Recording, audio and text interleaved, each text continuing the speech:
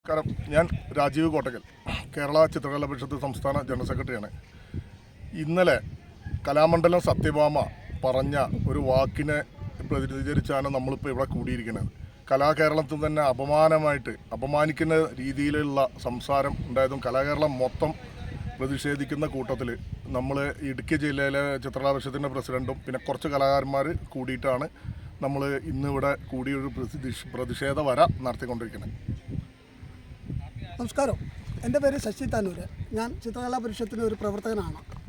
ഇന്നലെ നടന്ന വളരെ നീചമായ സത്യഭാമ എന്ന് പറയാം. അവർക്ക് കലാമണ്ഡലം എന്ന പേര് തന്നെ നമ്മൾ വെട്ടിച്ചുരുക്കിയിരിക്കുന്നു.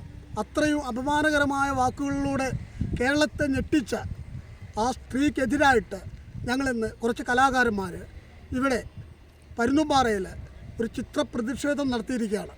എല്ലാവരുടെയും പിന്തുണ വേണമെന്ന് ഞങ്ങൾ പ്രതീക്ഷിക്കുകയാണ്.